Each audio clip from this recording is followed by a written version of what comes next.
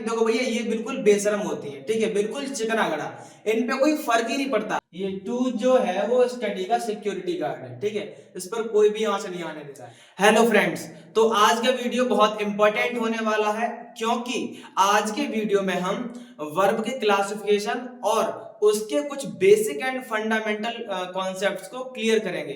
तो जैसा कि आप जानते हैं कि किसी कार्य का करना या होना, ठीक है, कार्य का करना या होना क्रिया कहलाता है, मतलब उसे हम वर्ब कहते हैं।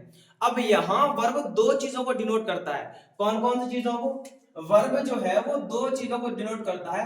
पहला तो एक्शन, पहला तो एक्शन और दूसरा स्टेट, ठीक है। अब एक्शन को कैसे डिनोट करता है?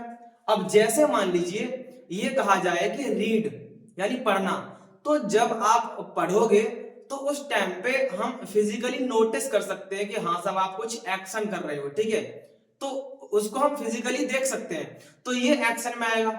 जैसा कि मैं बोलूं रन मतलब दौड़ना, तो जब आप दौड़ोगे तो उस टाइम में भी हम फिजिकली उसको शो मतलब शो हो रहा है ना, दिखाई दे रहा है कि आप भाई दौड़ रहे हो, फिजिकली कुछ एक्शन कर रहे हो, तो ये एक्शन यानी एक्शन वर्ड बोलते हैं, वर्ब के एक्शन वर्ड, ठीक है। इस टाइप जैसे बताया मैंने अभी रीड, राइट और रन वगैरह। अच्छा अब बात है स्टेट की। यहाँ स्टेट का मतलब राज्य नहीं है, वैसे तो राज्य भी होता है, लेकिन यहाँ स्टेट का अर्थ है अवस्था, ठीक है, अवस्था यानी पोजीशन। अब वो कैसे, स्टेट को कैसे डिनोट करती है वर्ब? अब ऐसे मान लीजिए अगर मैंने बोला कि आई लाइक हर, ठीक है, तो यहां पर वर्ब क्या है? लाइक मतलब पसंद करना। अब ये कोई एक्शन वर्ड तो है नहीं है, क्योंकि यहाँ लाइक करना जो पसंद करना होता है वो एक्शन वर्ड नहीं है, वो हमें दिखाई देगा नहीं, ऐसे शो नहीं होगा, ठीक है, ये अंदर की फीलिंग होती है, ठीक है। तो ये मेरे माइंड की अवस्था है, ठीक, ये मेरे माइंड की अवस्था है कि आई लाइक हर या आई लव हर, तो जो भी है, तो इस टाइप से ये जो है स्टेट को डिनोट करती है वर्ब। अच्छा, स्टेट को जो डिनोट करते हैं उनमें ये खासियत होती है, जैसे लव है और लाइक है, कि इनकी आईएनजी फॉर्म नहीं होती, यानी इनमें हम आईएनजी नहीं लगा सकते। लव का हम लविंग नहीं कर सकते, लाइक का हम लाइकिंग नहीं कर सकते, ठीक है, ये चीज, तो इनको हम स्टेटिव वर्ब बोलते हैं। तो इसका एक अलग से चैप्टर बनता है, तो मैं इसको बाद में कवर करूंगा, अभी थोड़ा बेसिकली समझा दिया, ठीक। अब आते हैं हम वर्ब के क्लासिफिकेशन पे, यानी मेन टाइप पे। तो वर्ब को वैसे कई तरीकों से विभाजित किया गया है, कई तरीकों से बांटा गया है। तो यहां सबसे पहले हम बात करेंगे कि वर्ब को मेनली दो भागों में बांटा जाता है। सबसे पहले वर्ब को मेनली दो भागों में बांटा जाता है। पहली तो होती है मेन वर्ब, ठीक, और दूसरी ऑक्सिलरी, ठीक। वर्ब को मेनली दो पार्ट्स में मतलब दो भागों में बांटा गया है, एक तो मेन वर्ब और ऑक्सिलरी वर्ब, ठीक है। तो सबसे पहले हम फंडा स्टार्ट करते हैं मेन वर्ब का, ठीक, पहले मेन वर्ब को हम समझते हैं, उसके बाद ऑक्सिलरी वर्ब को। मेन वर्ब, अब मेन वर्ब की अगर बात करें तो इसको भी कई तरीकों से बांटा गया है, ठीक है। तो सबसे पहला जो टॉपिक है वो है कि अगर ऑब्जेक्ट के आधार पे देखें तो मेन वर्ब दो भागों में बांटी जाती है। पहली तो ट्रांजिटिव और दूसरी इंट्रांजिटिव, ठीक है। पहली ट्रांजिटिव, ट्रांजिटिव, ठीक है, इसे हिंदी में हम सकर्मक क्रिया बोलते हैं, ट्रांजिटिव वर्ब को। अब इसे पहचानें कैसे, ये होती क्या है? तो भैया मैंने बताया अभी ये ऑब्जेक्ट के आधार पर चल रहा है, तो जिस सेंटेंस में उस मेन वर्ब के साथ उसका ऑब्जेक्ट होता है तो वो ट्रांजिटिव वर्ब होती है। अब जैसे मैं बोलूं कि राम इज प्लेइंग फुटबॉल, तो राम क्या खेल रहा है? फुटबॉल, तो फुटबॉल जो है वो ऑब्जेक्ट है, तो इस वजह से ये ट्रांजिटिव बन जाएगी, ठीक है। तो यहां मैं लिख दे रहा हूं राम इज प्लेइंग फुटबॉल, ठीक, राम इज प्लेइंग फुटबॉल, तो यहां फुटबॉल हमारा ऑब्जेक्ट है, तो ये ऑब्जेक्ट के साथ है तो ट्रांजिटिव वर्ब बनेगी, ठीक। अच्छा, ट्रांजिटिव वर्ब का काम खत्म। दूसरी होती है ये इंट्रांजिटिव वर्ब, इंट्रांजिटिव वर्ब, ठीक है। इसको हिंदी में हम बोलते हैं अकर्मक क्रिया। अकर्मक क्रिया मतलब जिसमें कर्म का अभाव होता है, मतलब जिसमें कर्म ही नहीं होता, यानी जिन सेंटेंसेस में मेन वर्ब के साथ उसका ऑब्जेक्ट ना हो तो वो होती है इंट्रांजिटिव वर्ब। अब जैसे मैं बोल दूं ही प्लेज, ठीक है, या एक और ले लेते हैं जैसे सी सिंग्स। अब यहां पर मैंने दो एग्जांपल लिखे, ही प्लेज यानी वह खेलता है, क्या खेलता है, ऑब्जेक्ट पता ही नहीं है, ठीक, तो इसलिए ये इंट्रांजिटिव। सी सिंग्स वह गाती है, क्या गाती है, पता ही नहीं है, ठीक है, मतलब ऑब्जेक्ट नहीं है, तो ये क्या हो गई, इंट्रांजिटिव वर्ब, ठीक है। तो मेन वर्ब को हमने ऑब्जेक्ट के आधार पे दो भागों में बांटा है, ठीक है, दो टाइप में, ट्रांजिटिव वर्ब और इंट्रांजिटिव वर्ब। अब हम मेन वर्ब को फॉर्म के आधार पे डिवाइड करते हैं, तो मेन वर्ब को जब हम फॉर्म के आधार पे डिवाइड करते हैं तो भी ये दो टाइप की होती है, ठीक है। यहाँ बात चल रही है मेन वर्ब की, ठीक। और मेन वर्ब को हम जो है अब फॉर्म के आधार पे, पहले ऑब्जेक्ट के आधार पे डिवाइड किया था, अब फॉर्म के आधार पे डिवाइड कर रहे हैं। तो पहली होती है भैया रेगुलर, रेगुलर वर्ब, ठीक है, रेगुलर वर्ब्स, ठीक। अब रेगुलर वर्ब्स और दूसरी इरेगुलर वर्ब्स, और पहले रेगुलर वर्ब्स के बारे में जान लेते हैं। रेगुलर वर्ब्स वो होते हैं जिनकी मेन फॉर्म, मतलब जो वर्ब की फर्स्ट फॉर्म होती है, उनमें केवल ईडी लगाकर उनकी सेकंड और थर्ड फॉर्म बनाई जा सकती है, ठीक है। इनमें ये रूल काम करता है, जैसे मैंने कह दिया आस्क। अब आस्क जो है वर्ब की फर्स्ट फॉर्म में है, इसको हम इसमें ईडी लगाएंगे तो हो जाएगा आस्क्ड, सेकंड फॉर्म बन गई, और यहां आस्क्ड ये थर्ड फॉर्म, ठीक, यानी आस्क, ठीक है, ये बेसिक उसकी फॉर्म है, मतलब फर्स्ट फॉर्म है, इसमें ईडी लगाया सेकंड बन गई, और यही थर्ड, मतलब ईडी लगा के हम सेकंड फॉर्म और थर्ड फॉर्म बना सकते हैं, ठीक है। ये फर्स्ट फॉर्म, ये सेकंड फॉर्म और ये थर्ड फॉर्म, ठीक है, ऐसे, ठीक। तो ये first form, second form, third form ED लगाकर। एक और देख लीजिए जैसे वॉक, वॉक इसका हो जाएगा वॉकड, केवल ईडी लगाना है, सेकंड बन गया और ये थर्ड बन गया, ठीक, walked walked, ask asked asked, और वॉक वॉकड वॉकड, ऐसे ही टॉक टॉक्ड टॉक्ड, ठीक है। और भी काफी सारी हैं, तो इनमें ये रूल रहता है कि ईडी लगाकर हम वर्ब की सेकंड फॉर्म और थर्ड फॉर्म बना सकते हैं। तो ये हो गया हमारा रेगुलर वर्ब्स। इसके बाद आता है इर्रेगुलर वर्ब्स, जो दूसरा है type, irregular verbs. Irregular verbs क्या होती हैं भैया, ये किसी का रूल मानती नहीं है, ठीक। इनमें जो है तीन टाइप की आती हैं, तीन कंडीशन होती है, तीन टाइप की वर्ब्स आती हैं इर्रेगुलर वर्ब्स में। तीन टाइप की वर्ब्स आती है, कौन कौन सी, जिनमें या तो तीनों फॉर्म सेम हो, सॉरी सेम हो, या फिर दो फॉर्म सेम हो, या फिर तीनों फॉर्म अलग अलग हो, ठीक है। तो जैसे पहले हम बात करेंगे जिनकी तीनों फॉर्म सेम होती हैं, जैसे cut cut cut, put put put, या रीड रीड रीड, ठीक है। तो हम अगर रीड को ले लें, रीड, तो इसकी सेकंड फॉर्म भी रीड होती है और थर्ड फॉर्म भी रीड होती है, सही है, रीड रीड रीड, यानी इनकी तीनों फॉर्म सेम है इसमें, ठीक है। रेगुलर वर्ब्स तीन टाइप से बताए थे मैंने, तो जिसमें तीनों फॉर्म सेम हो वो हो गई read read read, cut cut cut, या पुट पुट पुट। और जिनमें सिर्फ दो फॉर्म सेम होती हैं वो जैसे सिट, सेट और सेट, ठीक, सिट सेट सेट, ऐसे बोले कम केम कम।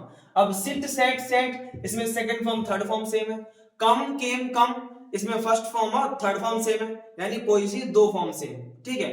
अब तीसरे टाइप की कौन सी होती है, जिनकी तीनों फॉर्म अलग अलग होती हैं, जैसे राइट, रोट और रिटर्न, ठीक है। राइट रोट रिटर्न, इसकी तीनों फॉर्म सेम है, ठीक है। तो ये तीन टाइप की आती हैं इर्रेगुलर वर्ब्स के अंतर्गत, ठीक, इर्रेगुलर वर्ब्स। अब हम बात करेंगे इसके लास्ट टाइप की, ठीक है। लास्ट टाइप में जो है इनको मेन वर्ब को बांटा गया है, ठीक है। ये एक बार बता दिया मैंने, जैसे वर्ब को ऑब्जेक्ट के आधार पे, दूसरा बता दिया मैंने मेन वर्ब को जो है फॉर्म्स के आधार पे। अब जो है वर्ब को, मतलब मेन वर्ब को अलग तरीके से बांटा गया है, जिसमें ये दो प्रकार की होती है, यानी उनकी कंडीशन मतलब सिचुएशन के आधार पे, एक तो जो चेंजेबल हो और एक जो नॉन चेंजेबल हो, मतलब एक जो चेंज होती है कंडीशन के आधार से और एक जो चेंज नहीं होती है, ठीक है। तो उनके आधार से भी मेन वर्ब को दो प्रकार से बांटा गया है, दो भागों में बांटा गया है, ठीक है। तो इसके भी दो टाइप्स होते हैं। पहला फाइनाइट वर्ब्स, फाइनाइट वर्ब्स, ठीक। फाइनाइट वर्ब्स क्या होती हैं, जो अपने सब्जेक्ट के, ठीक है, जो अपने सब्जेक्ट के पर्सन, नंबर या फिर उसके टेंस के, ठीक है, टेंस के अनुसार अपने आप को बदल लेती हैं, तो वो होती हैं फाइनाइट वर्ब्स। अब जैसे मैं एग्जांपल लिखूंगा उससे समझ में आएगा, जैसे she writes, she writes, we write, ठीक है, और दे रोट, ठीक। अब देखो फाइनाइट वर्ब्स की बात चल रही थी, तो मैं क्या समझाना चाह रहा हूं, यहां पर फाइनाइट वर्ब्स क्या होती हैं, जो चेंज जाती हैं, ठीक है, सब्जेक्ट के नंबर, पर्सन या फिर टेंस के अनुसार ये चेंज जाती है, वो फाइनाइट वर्ब्स होती हैं। जैसे सी राइट्स, अब यहां पर ये सिंपल प्रेजेंट में है, तो जब ये सब्जेक्ट सिंगुलर फॉर्म में है तो फिर हमने एस या एस लगा दिया मेन वर्ब की फर्स्ट फॉर्म में, ठीक है। तो ये सी राइट्स मतलब राइट्स हो गया। अब यहां पर वी राइट, ये भी सिंपल प्रेजेंट में है, लेकिन यहां पर ये जो सब्जेक्ट है वो प्लूरल है, तो हमें एस या एस नहीं लगाना चाहिए, इसलिए हमने ओनली राइट कर दिया, ठीक। अब यहां पर दे रोट, ये सिंपल पास्ट में है, ठीक है, तो इस वजह से ये यहाँ पे रोट हो गया। अब देखो तीनों कंडीशन में, तीनों कंडीशन में ये चेंज हुई है, वर्ब एक ही है मेन वर्ब यानी राइट, तीनों में चेंज हुई है, सी राइट्स, वी राइट और दे रोट, ठीक है। यहां पर चेंज हुई है ये नंबर की वजह से, क्योंकि यहां पर ये जो है सिंगुलर था, यहाँ प्लूरल हो गया, और यहाँ टेंस की वजह से। तो कहने का मतलब ये है कि जो नंबर, पर्सन और टेंस की वजह से जो चेंज आते हैं तो वो होती हैं फाइनाइट वर्ब्स, ठीक है। इसके बाद इसका जो दूसरा टाइप है वो होता है नन फाइनाइट। नन फाइनाइट का एक अलग चैप्टर बनता है, जो मैं फिर से अलग से किसी दूसरी वीडियो में कवर करूंगा, लेकिन यहां मैं थोड़ा सा बेसिकली समझा दूंगा। अब यहां मैं थोड़ा नन फाइनाइट्स को बेसिकली समझा देता हूं, ठीक है। दूसरा टाइप जो है non finites, non finites, non finites क्या होती हैं, नन फाइनाइट्स वर्ब ऐसी वर्ब होती हैं, देखो भैया ये बिल्कुल बेशरम होती है, ठीक है, बिल्कुल चिकनागड़ा, इन पे कोई फर्क ही नहीं पड़ता, कुछ भी कर लो इन पे कोई फर्क पड़ेगा ही नहीं, ठीक है। अब ये कैसे होती है, देखो नन फाइनाइट जो है इनको तीन भागों में बांटा गया है, ठीक है, इसके भी तीन टाइप होते हैं। पहला होता है पार्टिसिपल, पार्टिसिपल, ठीक। दूसरा होता है जेरेंड, और तीसरा होता है इन्फिनिटिव, इन्फिनिटिव, इन्फिनिटिव, ठीक है, इन्फिनिटिव। तो ये नन फाइनाइट्स के तीन टाइप होते हैं, पार्टिसिपल, जेरेंड और इन्फिनिटिव। अब एग्जांपल से हम समझते हैं कि ये नन फाइनाइट वर्ब कैसे करती हैं, ठीक। जैसे मैंने बोला ही comes here, he comes here to study, ठीक है। दूसरा ले लेते हैं, जैसे we come here to study, ठीक है। तीसरा they came here to study, ठीक है। अब समझते हैं इसको, जैसे मैंने बताया कि नन फाइनाइट्स को तीन भागों में बांटा गया है, पार्टिसिपल, जेरेंड और इन्फिनिटिव। अब इनका यूज कैसे होता है, कैसे हम नन फाइनाइट को समझेंगे, देखो नन फाइनाइट के बारे में बताया कि वे वर्ब जो बिल्कुल बेशरम होती है, चिकनागड़ा, जिनको कोई फर्क ही नहीं पड़ता, जैसी की तैसी रहती है, अपने आप को चेंज नहीं करती, ठीक है। देखो he comes here to study, we come here to study और they came here to study. तो यहां पर आपने एक चीज नोटिस की, ये चीज नोटिस की कि यहां तीनों कंडीशंस में स्टडी जो है वो चेंज नहीं हुआ है, स्टडी भी एक वर्ब है, ठीक है, पढ़ाई करना मतलब पढ़ना, तो यहां पर ये चेंज नहीं हुआ है। अब ये चेंज क्यों नहीं हुआ है? वो हुआ है सिर्फ और सिर्फ टू की वजह से। ये टू जो है वो स्टडी का सिक्योरिटी गार्ड है, ठीक है, इस पर कोई भी आंच नहीं आने दे रहा है, ठीक। तो ये चीज है, तो टू की वजह से। अब टू क्या है? ये है इन्फिनिटिव। तो जैसा कि मैंने बताया कि अब ऐसा नहीं है कि स्टडी चेंज नहीं होती है, स्टडी भी चेंज होती है, लेकिन अभी क्यों नहीं चेंज हुई है? क्योंकि ये नन फाइनाइट्स का यूज हो रहा है यहाँ पे, ठीक है, यानी इन्फिनिटिव का यूज हो रहा है। तो जब कभी मेन वर्ब के साथ इन्फिनिटिव जेरेंड या पार्टिसिपल का यूज हो तो फिर वो वर्ब चेंज नहीं होगी, चाहे नंबर चेंज कर दो आप, या फिर पर्सन चेंज कर दो, या फिर सेंटेंस का टेंस ही चेंज कर दो, लेकिन उन पर कोई फर्क नहीं पड़ेगा। तो ये होती है नन फाइनाइट्स। तो अब इन्हीं तीन एग्जांपल से हम दोनों टाइप की वर्ब समझ सकते हैं, फाइनाइट वर्ब और non finite verb. Finite verb जो बताया था मैंने पहले, वो भी इसी में इंक्लूडेड है, और नन फाइनाइट तो भी तुमने समझ लिया। अब बोलोगे फाइनाइट वर्ब कहाँ है? तो देखो इसमें दो वर्ब है, एक तो कम और दूसरी स्टडी। तो यहाँ पर स्टडी जो है वो तीनों में नन फाइनाइट है, ठीक है, और कम जो है वो तीनों में फाइनाइट है। क्यों? क्योंकि यहाँ पर देखो सिंगुलर नंबर था तो कम्स हो गया, यहाँ प्लूरल नंबर है तो सिंपल प्रेजेंट में कम हो गया, यहाँ दे है, ठीक है, तो सिंपल पास्ट में केम हो गया। ये चेंज हुआ है फाइनाइट वर्ब, लेकिन यहाँ नंबर, पर्सन या टेंस कुछ भी चेंज हो रहा है, लेकिन स्टडी में कुछ फर्क नहीं पड़ रहा क्योंकि उसने टू का सहारा ले लिया, ठीक है। तो ये क्लासिफिकेशन होता है मेन वर्ब का। यहां तक जो है वही मेन वर्ब का फंडा खत्म, यहां तक मेन वर्ब का क्लासिफिकेशन कंप्लीट। अब चलते हैं हम वर्ब की दूसरे टाइप पे, ठीक है, जो कि ऑक्सिलरी वर्ब था। अब हम ऑक्सिलरी वर्ब को समझते हैं, ठीक है। जो दूसरा टाइप था वर्ब का, वो था ऑक्सिलरी वर्ब, ठीक है। क्या था भाई? Auxiliary verb, auxiliary. अब ये जो ऑक्सिलरी हैं, ये भी दो प्रकार की होती हैं, एक तो प्राइमरी ऑक्सिलरी और दूसरी मॉडल ऑक्सिलरी। तो सबसे पहले हम बात करेंगे प्राइमरी ऑक्सिलरीज की, ठीक है, प्राइमरी ऑक्सिलरीज,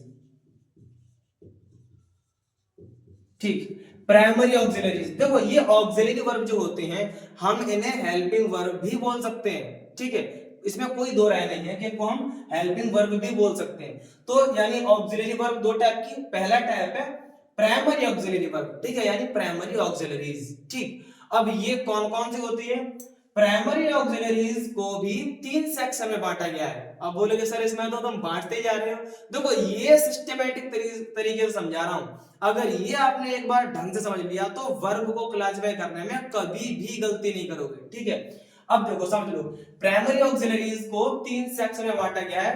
पहली तो है बी, ठीक है, बी वाली जो वर्ब है उनमें क्या क्या आता है? उनमें ये हेल्पिंग वर्ब आती है, इज, एम, आर, वाज और वर, ठीक है, ये हेल्पिंग वर्ब आते हैं, ठीक।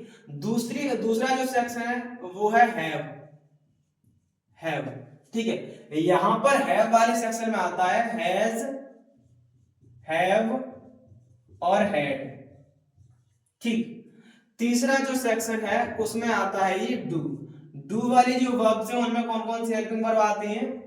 डू, डज और डिड, ठीक है, डू, डज और डिड। यहां डू, डिड और डन मत कर देना, फिर तो ये इसकी फर्स्ट, सेकंड, थर्ड फॉर्म बन जाएंगे, ठीक है, नहीं, यहां पर डू वाले सेक्शन में डू, डज और डिड, ठीक है। तो ये वाली हेल्पिंग वर्ब्स होती हैं। तो प्राइमरी ऑक्सिलरीज को बी, हैव, डू तीन सेक्शन में बांटा गया है। बी में is, am, are, was, were, have में हैज, हैव, हैड और डू में डू, डज और डिड। अब इनका यूज हम कहां करते हैं? इनका यूज हम टेंसेस में करते हैं, जब सेंटेंस बनाते हैं कि भैया ये प्रेजेंट में है, पास्ट में है, फ्यूचर में है, ठीक है। फ्यूचर वाला तो खैर इसमें नहीं आएगा, सेल नहीं है, प्रेजेंट, पास्ट वगैरह तक, ठीक है। तो अब उनको यूज कैसे करते हैं उसका एक दो एग्जांपल भी दूंगा मैं। जैसे मान लो कि राम इज प्लेइंग फुटबॉल, ऐसे ही, या जैसे मैं बोलूं कि दे वर ईटिंग द फूड, ठीक। जैसे मैं एक एग्जांपल लिख भी देता हूं, यहाँ पे आप बोलोगे कि सर आप बोले चले जा रहे हो, लिख तो रहे नहीं हो। देखो जैसे we are going to school, we are going to school. तो यहां पे हमने क्या किया है? We are going to school. तो इस टाइप से हम इनका यूज करते हैं कि we are going to school, हम स्कूल जा रहे हैं। I am going to school, मैं स्कूल जा रहा हूं। He is going to school, वह स्कूल जा रहा है, ठीक है। या she was going to school, वह स्कूल जा रही थी। अब सबको मैं स्कूल नहीं भेज रहा, ठीक है, लेकिन ये एग्जांपल देने का तरीका है कि जैसे she was going to school, they were going to school, ऐसे में इनका यूज करते हैं, वो बता रहा हूं, ठीक है। अब इनका यूज हमने we are going to school ऐसा समझ लिया। अच्छा, इनका यूज एक और तरीके से होता है, ठीक है। इनमें क्या है, प्राइमरी ऑक्सिलरी वर्ब जो होती है वो हेल्पिंग वर्ब होती है, पक्का पता है। लेकिन ये प्राइमरी जो हेल्पिंग वर्ब है वो दोनों का काम करती हैं, हेल्पिंग वर्ब का भी और कभी कभी मेन वर्ब का भी। हेल्पिंग वर्ब का भी और कभी कभी ये मेन वर्ब का भी काम करते हैं। कैसे करती हैं दिखाऊं मैं आपको। देखो यहां तो आपने समझ लिया we are going to school, क्यों, क्योंकि यहाँ पे आर जो है वो हेल्पिंग वर्ब है एचवी, और इसमें अलग से मेन वर्ब आई है गो, उसमें हमने आईएनजी लगाया है, वो बात अलग रहेगी, ठीक है। लेकिन यहाँ पे गो जो मेन वर्ब है, ठीक। तो हेल्पिंग वर्ब आर और मेन वर्ब गो। लेकिन कभी कभी जैसे मैंने बताया कि ये हेल्पिंग वर्ब मेन वर्ब दोनों का ही काम करते हैं, ठीक है। कैसे, कब, अब देखो यहाँ पे जैसे he is a good boy, ठीक है, he is a good boy, बात समझ में आ रही है ना। यहां तो मेन वर्ब है ही नहीं है, तो ऐसी जगह पे ये इज जो है वो हेल्पिंग वर्ब मेन वर्ब दोनों का काम कर रही है, ठीक है। He is a good boy, वो है एक अच्छा लड़का है, ठीक है। तो यहाँ पे ये हेल्पिंग वर्ब मेन वर्ब दोनों का काम कर रही है, ठीक है। अच्छा, एक और एग्जांपल मैं आपको देना चाहूंगा, इसको समझाना है मेरे को। जैसे यहां शायद आपको नीचे दिखाई दे रहा हो, जैसे आई एम अ टीचर, जैसे अगर मैं बोलूं आई एम अ टीचर, ठीक। तो आई एम अ टीचर मैंने यहां लिख दिया, आई एम अ टीचर। अगर आपको यहां ना दिखाई दे रहा हो तो मैं यहां लिख देता हूं फिर से, जैसे आई एम अ टीचर,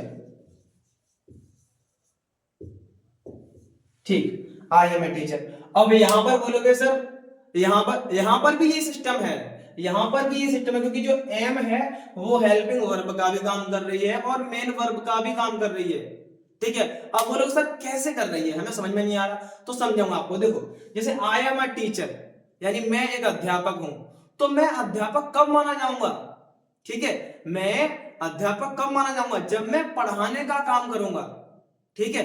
यानी कोई भी टीचर कब बनेगा, कब होगा, जब वो पढ़ाने का काम करेगा।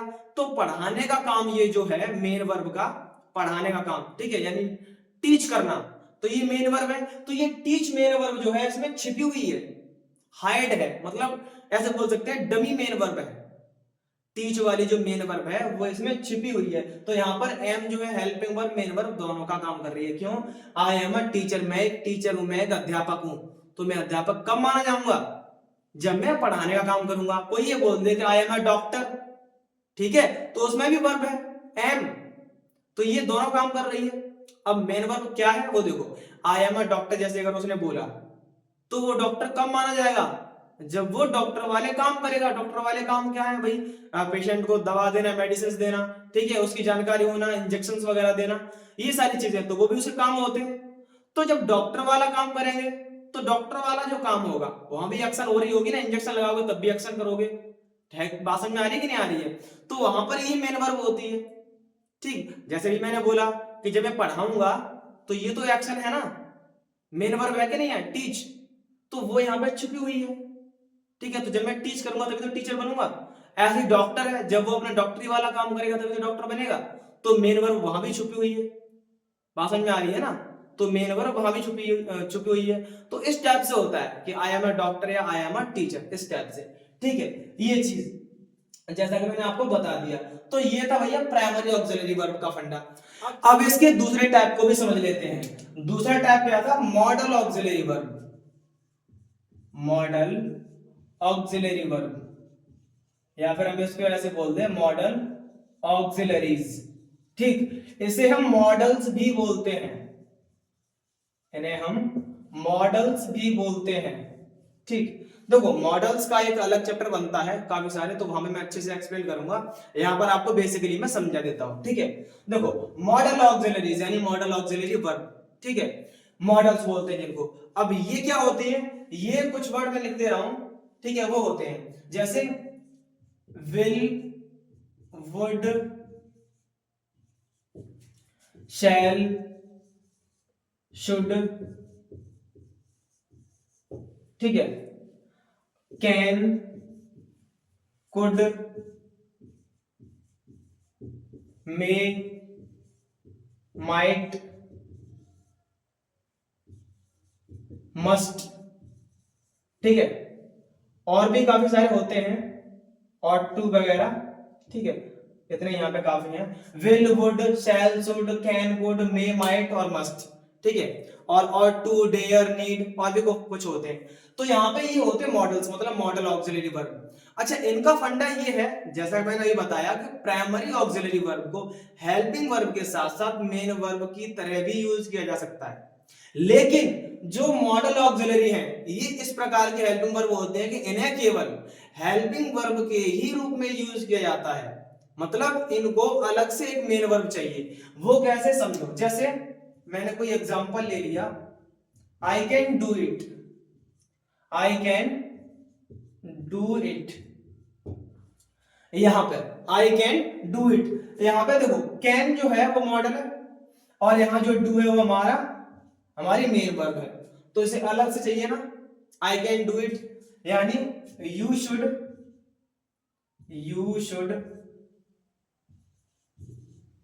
Read this book, you should read this book, मतलब तुम्हें यह किताब पढ़नी चाहिए, तो you should read this book. अब यहां पे देखो, शुड जो है वो मॉडल है हमारा, और रीड जो है वो मेन वर्ब है हमारी, तो इसमें भी मेन वर्ब से अलग से चाहिए, ठीक है। तो ये जो है ये था वर्ब का पूरा क्लासिफिकेशन। तो ये पूरी वीडियो, पूरा क्लासिफिकेशन आपको कैसा लगा? वीडियो अगर पसंद आया हो तो वीडियो को लाइक जरूर कीजिए, ठीक है। और काफी ज्यादा इंपॉर्टेंट है, इसके बिना आप टेंस वगैरह कुछ भी बना ना सकते, ठीक है। और ये ऐसे मैंने सिस्टमैटिक तरीके से सुलझे हुए ढंग से आपको समझा दिया कि अगर आपने इस क्लासिफिकेशन को समझ लिया तो आप वर्ब यूज करने में कभी भी गलती नहीं करोगे, ठीक है। ठीक है, वर्ब में कभी आप उलझोगे नहीं। तो इसके लिए चैनल को सब्सक्राइब जरूर कीजिए, ठीक है। और जरूरत पड़े तो इसको फिर से देख लीजिए एक दो बार, जिससे आपको ये सारा क्लासिफिकेशन एकदम बढ़िया से अच्छे से समझ में आ जाए।